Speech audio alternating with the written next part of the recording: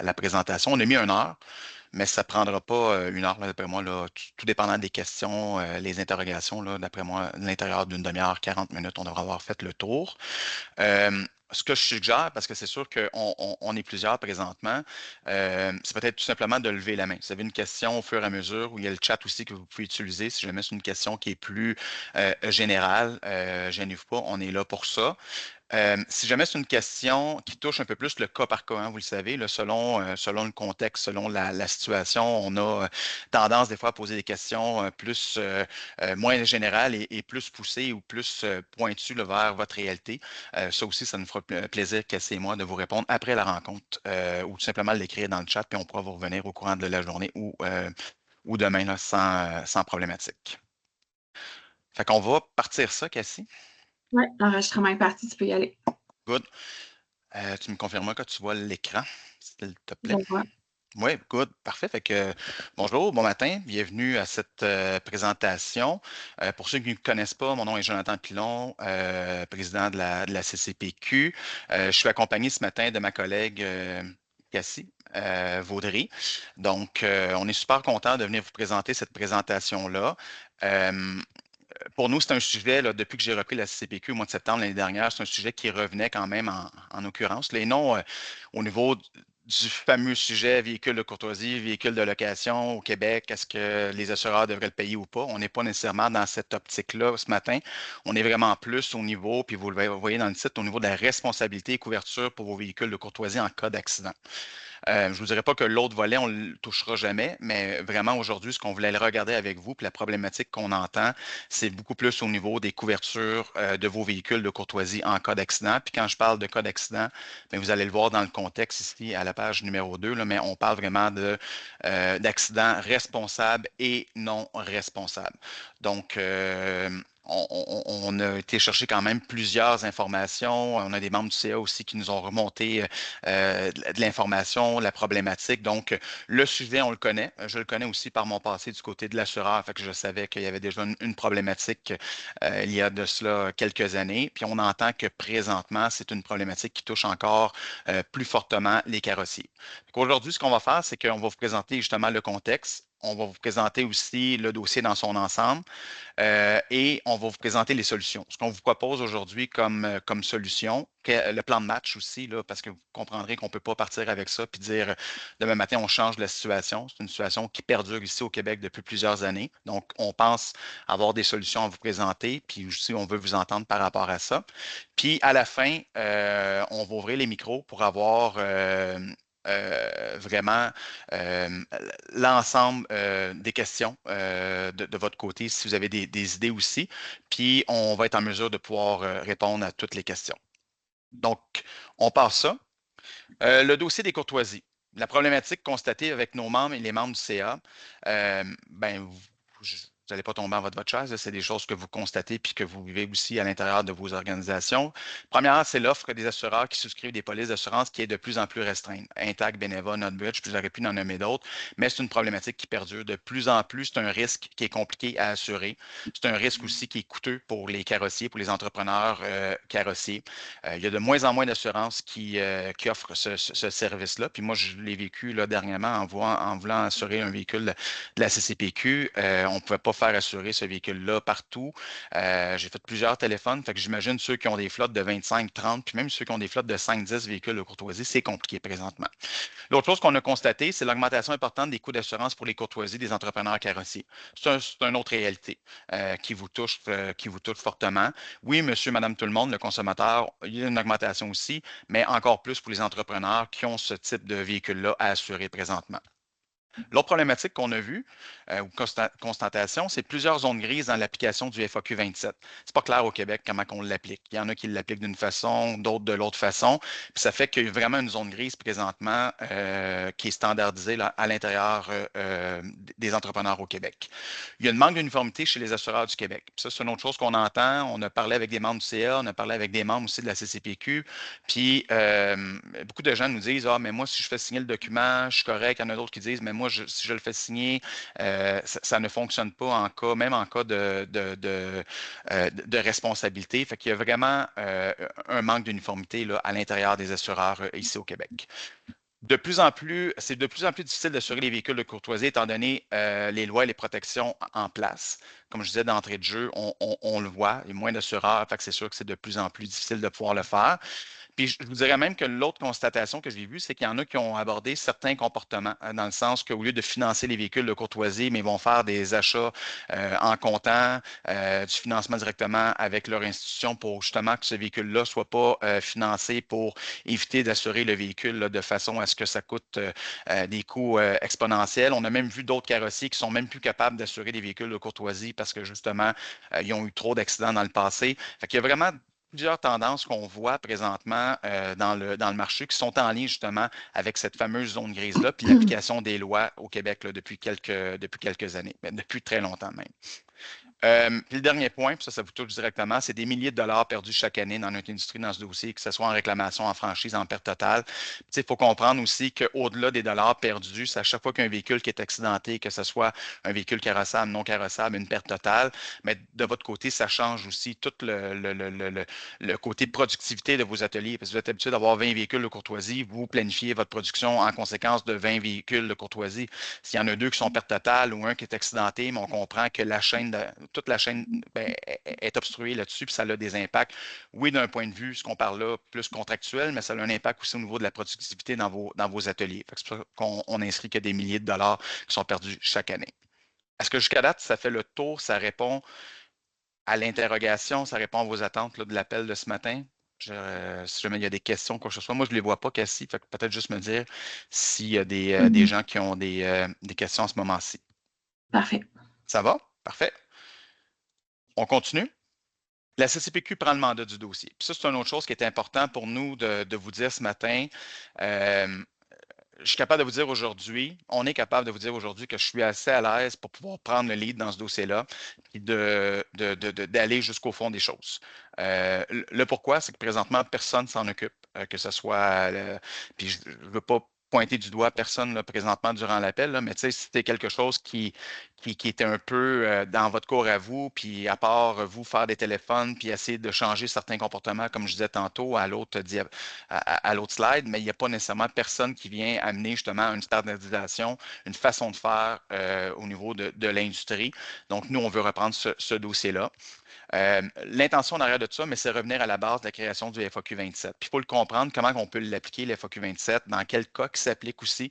Ça a le dos large, ça a le sens large, puis ça a aussi un sens très légal. Fait qu'il faut vraiment être en mesure de pouvoir décortiquer toute la légalité en arrière du FAQ 27. Un accident responsable ou non. Au-delà du véhicule qui est prêté, c'est pas vous qui déterminez en plus de ça si le véhicule, si l'accident est responsable ou non responsable. C'est l'assureur de votre assuré.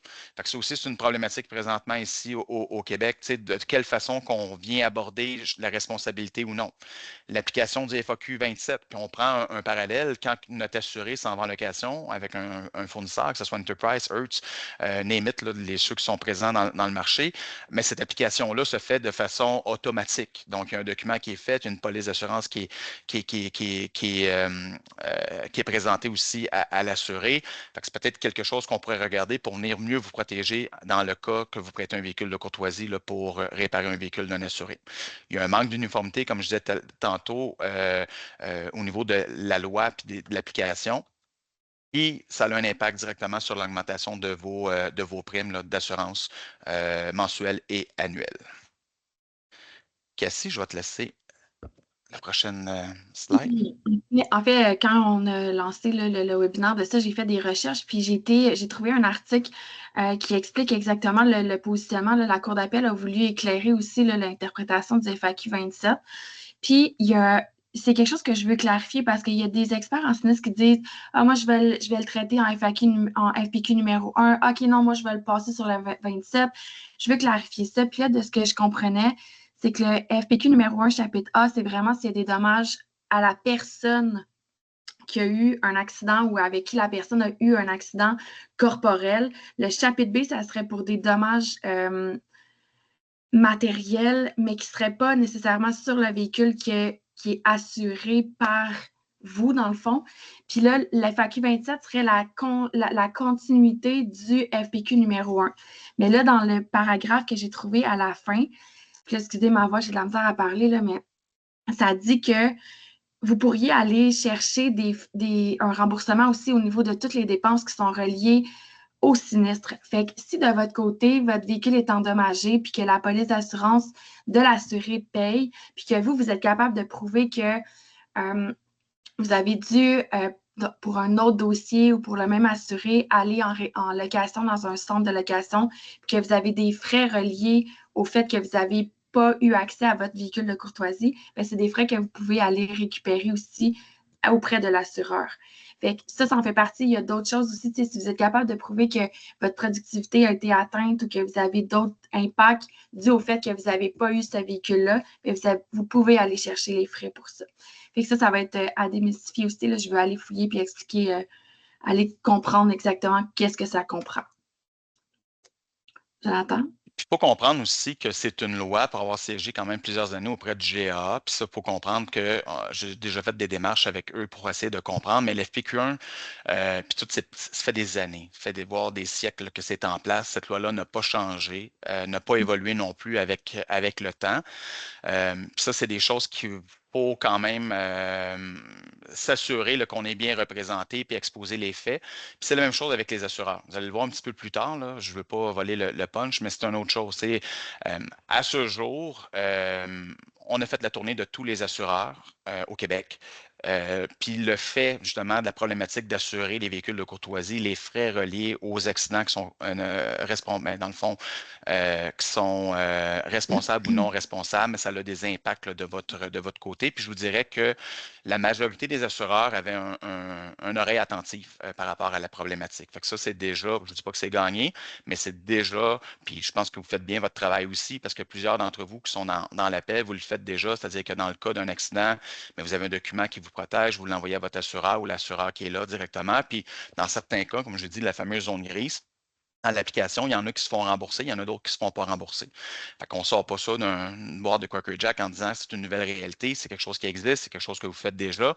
Le but de la CCPQ, je reviens avec ça, c'est de venir uniformiser. Un peu à l'époque, quand que les fameux ponts payants ont sorti, puis que les assurés prenaient les véhicules de courtoisie, puis ils passaient dans les ponts, puis vous recevez les factures, vous étiez pris pour les payer. La CCPQ, dans le passé, est arrivée avec un document légal, avec quelque chose qui était vraiment complet, qui vous protège aujourd'hui que quand vous prêtez un véhicule de courtoisie, si jamais il y a un assuré qui passe sur un pont payant, mais c'est à lui de payer les frais. C'est un peu ça l'intention en arrière de tout le travail, puis le mandat là, qui va être confié à la CCPQ là, à la finalité. Les solutions, il y en a. Puis c'est de là qu'on est quand même très positif dans ce dossier-là. On veut créer un document légal uniforme pour les membres de la CCPQ. Il faut comprendre que ce n'est pas Cassie, Jonathan, qui va faire ça avec les membres du CA dans le coin de notre bureau. On va aller chercher de l'aide au niveau légal. On va aller chercher, s'il faut, on ira chercher aussi un avocat ou une avocate là, pour pouvoir faire vraiment un document qui va être légal. On va aussi partager l'information, puis vous le voyez dans l'autre point ici au niveau de l'implication des bagnards, puis sans voler le punch, mais moi, c'est des bagnards aussi qui m'ont approché pour dire hey, ça sera un beau sujet pour la CCPQ, on a des exemples concrets, on peut vous donner un coup de main. Donc, ce dossier-là est travaillé aussi en collaboration avec les bagnards présentes ici au Québec. La rencontre avec les assureurs, je vous l'ai dit tantôt, d'entrée de jeu, on l'a fait. On l'a fait pour d'autres choses aussi, vous allez voir un petit peu plus tard, mais on a présenté justement le fameux dossier des véhicules de courtoisie, puis majoritairement, c'était positif. Puis la représentation au BAC et au GA, le lobbying auprès du BAC, le Bureau d'assurance du Canada. Vous allez me dire, mais c'est quoi la différence entre les assureurs et le BAC? Ben oui, ça va ensemble, mais sauf que c'est deux entités différentes, donc on se doit de faire du lobbying auprès des assureurs et auprès du BAC aussi, pour être en mesure de, essayer de changer cette fameuse loi-là. Ça, je suis un petit peu moins confiant par rapport à ça. Je suis très honnête, très transparent avec vous. Par contre, d'être capable de pouvoir monter un dossier, puis d'aller le présenter, puis d'exprimer voici la problématique, je pense que c'est notre devoir de le faire comme représentant de l'industrie des entrepreneurs. Mais de l'autre côté aussi, avec les assureurs, la même chose, qui comprennent un peu les enjeux, puis qu'est-ce qui se passe. Puis à la fin de la journée, c'est l'assureur, souvent, qui est votre client, qui assure vos véhicules de courtoisie aussi. Fait que je pense que c'est bon qu'ils connaissent, qu'ils comprennent aussi le contexte, puis la problématique que ça occasionne dans vos ateliers. C'est toujours correct? Pas de questions, hein, Cassie? Non, il n'y a personne. Alors, soit qu'on est clair ou on a perdu tout le monde. Euh, on part ça. Les prochaines étapes, ça c'est hyper important. C'est bien beau de présenter un projet puis de dire la problématique, mais où est-ce qu'on s'en va dans un échéancier, puis dans combien d'années ça va être fait. Fait que le point 1, mi-juin, création d'un comité de travail. Puis ça, c'est une autre chose qui est hyper importante pour nous.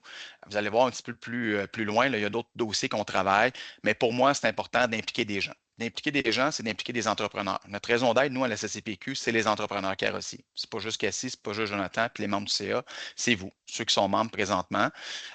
Puis, comme j'ai dit, il y a des gens qui sont non membres aussi, puis on a décidé de vous ouvrir puis de vous donner quand même l'information, puis ça nous fait plaisir, mais on veut créer une table de travail, pas à 40 personnes, mais une dizaine de personnes pour aller recueillir l'information, de s'assurer qu'on a les faits, de s'assurer qu'on a l'heure juste aussi de la problématique qui se passe sur le terrain. Le deuxième point, qui, fin août, recueillir, on va finir de recueillir l'information et les statistiques. On veut consulter un avocat spécialisé en droit d'assurance. Ça, c'est hyper important. Puis il y en a présentement dans le marché qui se spécialisent là-dedans. Puis le but là-dedans, c'est un peu comme Cassie disait à la slide 5, c'est de venir s'assurer de dire est-ce qu'on couvre tous les points qu'on a le droit? Est-ce qu'il y a des choses qui sont encore dans une zone grise? Qu'est-ce qu'on peut dire? Qu'est-ce qu'on ne peut pas faire? Puis dans le document légal qu'on veut mettre standard pour l'ensemble de l'industrie, pour les membres de la CCPQ, est-ce on est légal? Fait que ça, c'est des choses qu'on va aller, puis vous voyez, l'échéancier, c'est pas dans 2 ans, dans 3 ans, c'est vraiment d'ici la fin du mois d'août. Fin septembre, préparer et finaliser le dossier. Début octobre, présentation du dossier au CA, au conseil d'administration de la CCPQ et le comité de travail. Fait qu'on va avoir recueilli ça pendant l'été. On fait la présentation, on recueille l'information à ce niveau-là, puis après ça, on vous la présente. Puis octobre-novembre, puis début décembre, là, tout dépendant de l'occupation des assureurs, le bac, puis ces gens-là, mais là, on fait les rencontres avec les assureurs pour aller présenter le dossier puis voir un peu leur point de vue par rapport à cette problématique-là. Fait que fin du projet et le dossier avant la fin 2025. Fait que ça, c'est vraiment les prochaines étapes. Puis je vous dirais que je suis assez confiant, encore une fois, d'être capable de pouvoir respecter l'échéancier, malgré qu'il est court. Je vous dirais qu'on a les faits, puis on a les exemples, puis il s'agit de mener une uniformité au niveau de l'industrie. Questions, commentaires? C'est correct.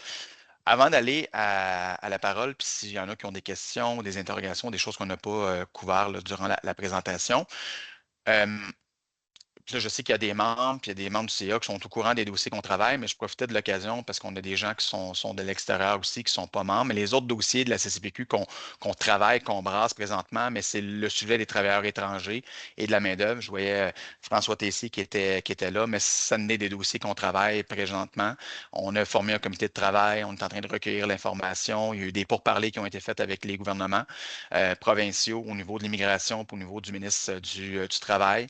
Quand on dit de la main-d'œuvre, mais c'est tout ce qui est la relève, les écoles, les DEP, les parcours, la reconnaissance des acquis.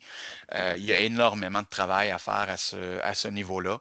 Encore un peu comme le dossier la raison pourquoi on se parle aujourd'hui, mais tout le monde le travaille, mais ce n'est pas nécessairement uniforme. Puis je vous dirais que c'est une grosse bébite là, à prendre. Fait que les travailleurs étrangers, nous, la CCPQ, c'est un dossier qui est prioritaire, mais tout le volet main-d'œuvre formation aussi. L'autre point, c'est la reconnaissance du métier. Puis rapidement, la reconnaissance du métier, malheureusement, encore aujourd'hui en 2025, on n'est pas un métier qui est reconnu d'une façon professionnelle.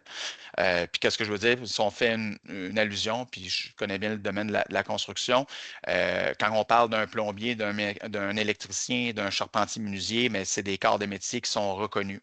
Le métier de débosseur, encore aujourd'hui, ce n'est pas reconnu. Puis là, je ne suis pas en train de dire qu'il faut former des ordres, des choses comme ça, mais c'est juste de dire d'être en mesure de pouvoir venir encadrer. Puis on a un beau projet qui est en cours présentement avec Innovis. Puis ça, je vous parlerai ça dans un autre contexte, là, mais il y a beaucoup de travail qui est fait à ce niveau-là aussi. L'environnement, on n'en parle pas beaucoup d'environnement avec tout ce qui se passe avec notre ami Donald Trump, puis le 25 et tout. On est un peu distrait, même les dernières élections fédérales, mais c'est un volet qui va revenir. Puis je l'entends de plus en plus aussi que des assureurs qui travaillent sur des choses présentement pour réparer le véhicule d'une façon avec une empreinte écologique le plus restreint possible. Dans mon passé, quand autant du côté de la bannière que de l'assureur, on avait énormément de pression de mis des gouvernements pour dire qu'est-ce que vous faites, vous, dans votre industrie pour justement l'environnement. Fait que la CCPQ, on a Clé verte là, présentement qui est chambranlante, là, dans le sens qui a été tassé par le CAA et ainsi que Intac Assurance. Donc, c'est un volet qu'on travaille puis qu'on a des collaborateurs présentement en place. Puis le dernier point, c'est l'encadrement et la mise en place d'une structure de qualification. qu'est-ce que ça mange en hiver? Ça, un encadrement de la mise en place d'une structure de qualification, c'est que présentement, il y a beaucoup d'uniformité dans l'industrie, dans le sens que carrossier A qui est certifié, qui est à la fine pointe de la technologie versus un carrossier C, mais les deux carrossiers vont gagner le même taux horaire. Il n'y a aucune structure de qualification non plus. Donc, on va vous quantifier auprès des assureurs avec des bulletins de performance, mais de votre côté, il n'y a absolument rien qui est mis en place là, pour pouvoir venir vous aider justement à vous faire reconnaître et vous amener à pouvoir dire, mais regardez, moi, mon atelier, je réponds à tel critère. Un peu comme les certifications qu'on va prendre dans les véhicules un peu plus de luxe. On va prendre des Porsche, on va prendre des Tesla. Vous savez, les assureurs vont payer un taux horaire qui est différent, il y a un encadrement qui est différent, le manufacturier arrive avec des standards, même chose. Puis quand je veux dire, c'est le CCC présentement, il y a très peu d'assurances qui reconnaissent la certification CCC malgré tous les investissements que ça vous demande dans vos ateliers pour pouvoir être certifié CCC. Donc, il y a un travail qui est fait. Mais encore une fois, on fonctionne en collaboration avec les bagnards pour pouvoir justement amener une certaine structure de qualification pour vous aider dans vos opérations. Fait que je reviens, la parole est à vous. Est-ce que vous avez des questions, des commentaires? Est-ce qu'il y a des choses que vous auriez aimé qu'on couvre ou que vous pensez qu'on a oublié dans le projet qu'on vous a présenté ce matin?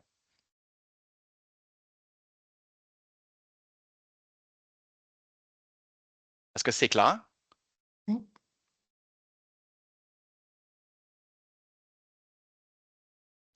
Yann, je ne vois pas tous les autres noms, on voit pas.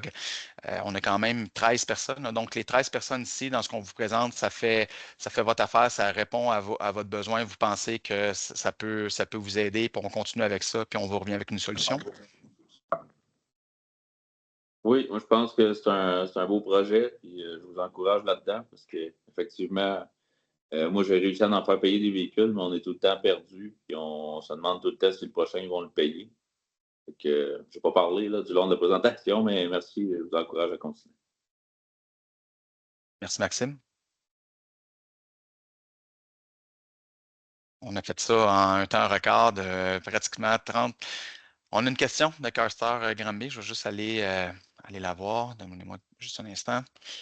Si le client n'a pas de FAQ 2027 et qu'il n'est pas responsable, est-ce qu'il est couvert sur notre véhicule? La réponse est non. Puis ça, c'est une super bonne question, merci. Puis ça, c'est une problématique présentement. Puis tu sais, pour avoir été longtemps carrossier, quand ce dossier-là ou ce genre de dossier-là arrivait, on avait toujours, on appelait ça un petit minou, là, un petit véhicule de courtoisie plus âgé là, qui était disponible. Fait qu'on prenait le risque de prêter le véhicule. Mais aujourd'hui, en 2025, ça ne devrait pas arriver, ce genre de situation-là. Puis on va je te dis pas que je vais arriver avec une solution, ça ne sera pas blanc, ça ne sera pas noir, mais c'est sûr et certain qu'on va aller démystifier un peu pour venir vous protéger là-dedans, parce qu'aujourd'hui, vous prêtez un véhicule de courtoisie à un client qui n'a pas des FAQ 20, FAQ 27, vous êtes responsable. Que ce soit On dans un prête cas de pas. responsabilité, non-responsabilité, exactement, vous êtes pris avec cette situation-là. Il en prête pas rendu là, je m'excuse. Hein. Exact. Fait que là, il y a plein de solutions, mais d'au moins avoir en amont un peu l'appui des assureurs, mais c'est sûr que ça, c'est quelque chose qu'on va. Puis ça, c'est pas un problème d'hier, là, ça fait quand même plusieurs années. Puis ça a toujours été, mais encore à ce jour, là, quand je parlais d'une FAQ1 qui n'a pas changé avec le temps, c'est un bel exemple aussi de situation. D'autres questions, commentaires?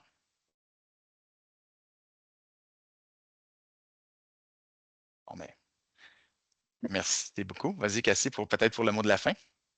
Ben, merci à vous tous d'avoir partagé, d'avoir participé en fait.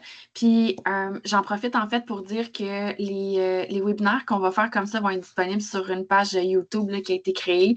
Je vais vous partager en fait là, le lien là, de cette page-là. Donc, vous allez pouvoir vous abonner, puis vous allez pouvoir en même temps pouvoir consulter tous les autres webinaires là, que vous aurez pas visualisé ou que vous n'aurez pas pu assister. Je pense qu'il y a-t-il une autre question? OK. Oui, oui. Fait que, c'est ça. Fait que, C'est un excellent point que tu amènes, Cassie. Chaque mois, la CCPQ, depuis qu'on a repris là, au mois de septembre, on l'a mis en place depuis 2025. Chaque mois, on arrive avec un nouveau sujet.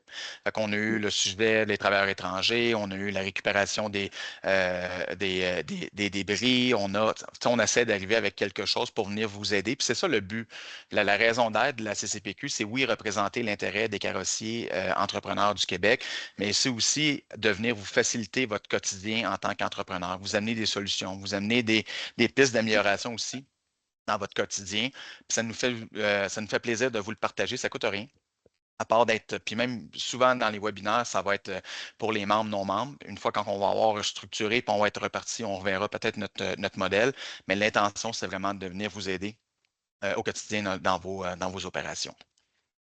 Serait-il m'entretenir? Oui. Fait que je pense que tu as répondu. Parfait. Puis n'hésitez pas, l'adresse courriel info@commercialccpq.ca, c'est hyper simple. Vous pouvez envoyer vos questions, vos commentaires ou quoi que ce soit. Ça nous fait toujours plaisir de pouvoir y répondre. Fait que sur ça, je vous souhaite une belle journée, un bon lundi. Il fait beau, soleil, belle semaine à tous. Merci. Bye, merci. Merci. Bye bye. Merci beaucoup.